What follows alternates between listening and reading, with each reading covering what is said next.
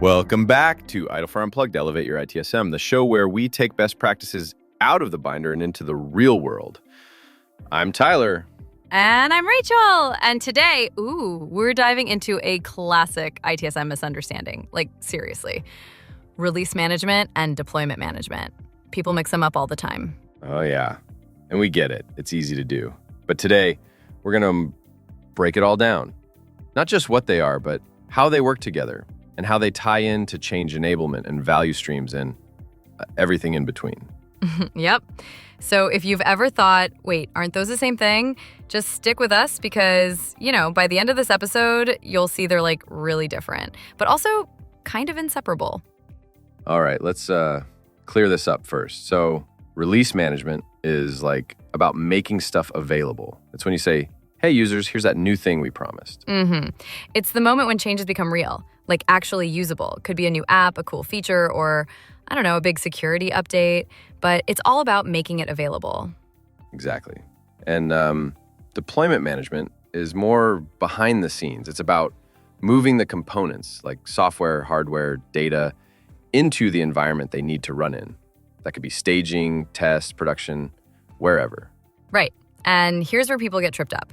Something can be deployed, but, not released. Like the code sitting there in production, just kind of waiting. Yeah, like it's in stealth mode. Until release management gives the green light and flips the switch, users don't even know it's there. So up to this point, we've been talking about release and deployment kind of like separate puzzle pieces, right?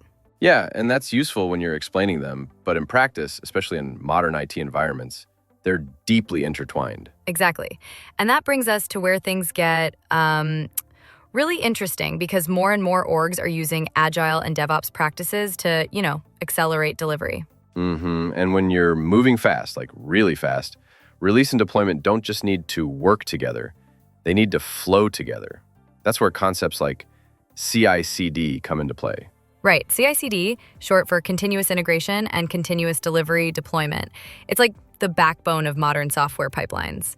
And honestly, it changes how release and deployment behave. Big time. Totally. In a DevOps culture, you're not waiting for a monthly rollout. You're like pushing changes constantly. And that means release and deployment become more fluid, more automated, and honestly, more risky if you're not structured. But also more powerful. So let's break CI/CD down a bit because it's the engine that fuels how these ITIL practices evolve in real-time environments. Yeah, so CI is continuous integration, which is like developers are constantly pushing code to a shared repo. And then it's built and tested automatically. So no nasty surprises when you try to merge later. And CD, well, it's got two meanings.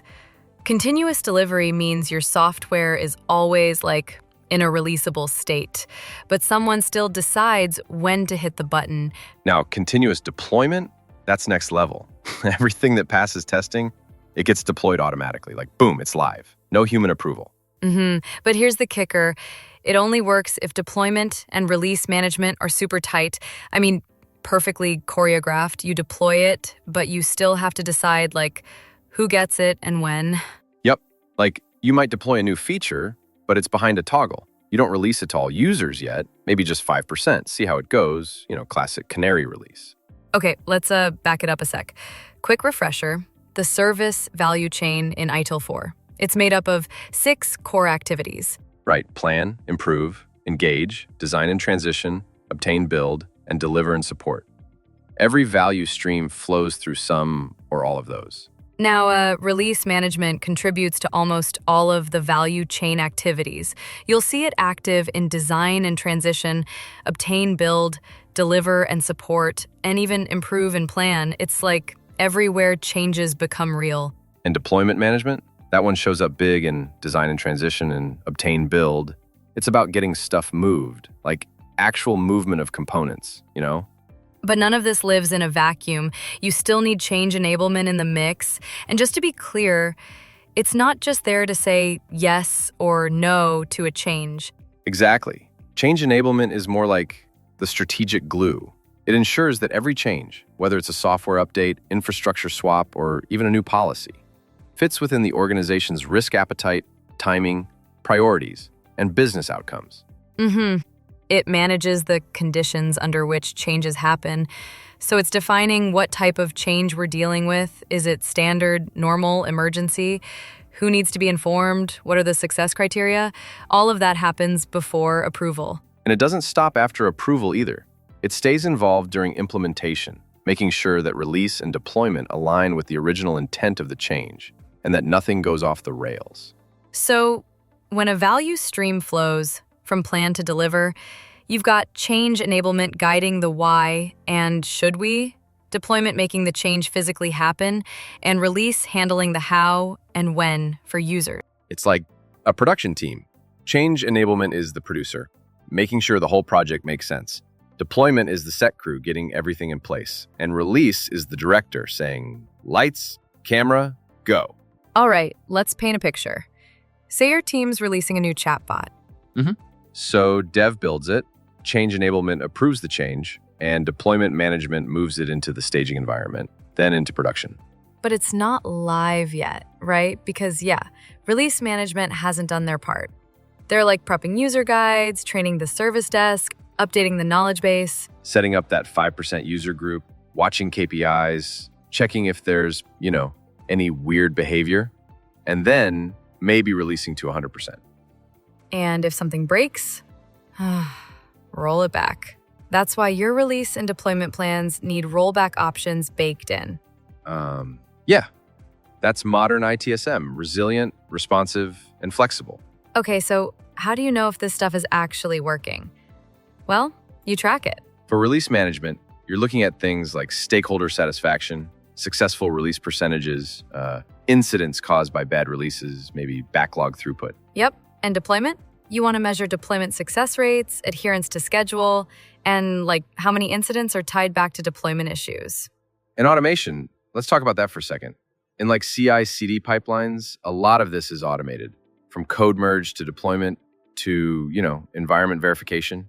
But even with all that automation, you still need structure, governance, roles like release manager and deployment manager who own the playbook and keep things running smooth. Right. Otherwise, you're just automating chaos. Okay, before we wrap up, let's zoom out a little. Because if we're talking ITIL 4, we can't skip the 4 dimensions of service management. These are what make the framework holistic, right? Yeah. So we've got organizations and people, information and technology, partners and suppliers, and value streams and processes. And they all come into play when we're managing releases and deployments. Totally. Let's start with organizations and people. That's your culture, your roles, the skills people need.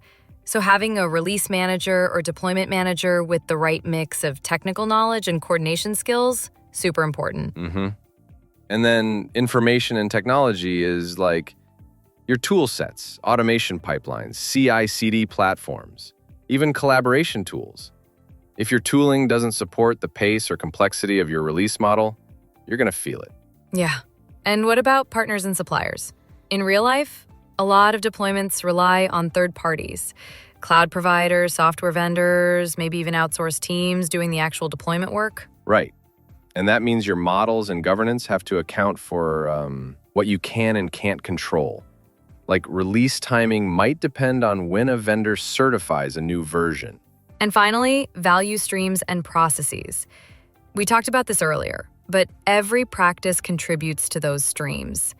So release and deployment management need to align with how value flows from idea to operation. Exactly. If you're doing all the right things but out of sync with the business process, you're not really delivering value. You're doing activity for the sake of it. ITIL 4's power is in making you look at the big picture. Release and deployment aren't just tasks. They're practices that touch all 4 dimensions. That's why it works. Yeah. When you balance those 4, that's when service management actually gets agile and effective. Not just fast, but smart too. So, final thoughts? Don't sleep on release and deployment management. They're not just ops chores. They're mission critical to delivering value. In ITL 4, practices exist to support value streams. These 3, change enablement, release, deployment, they're the core muscle group of ITSM agility. And when they're aligned, Man, you get fast, reliable changes, fewer outages, better user experience, and maybe, just maybe, a peaceful Friday night. Amen to that. So whether you're doing hot fixes or full-blown digital rollouts, don't forget, release and deployment are your backstage crew. No show without them.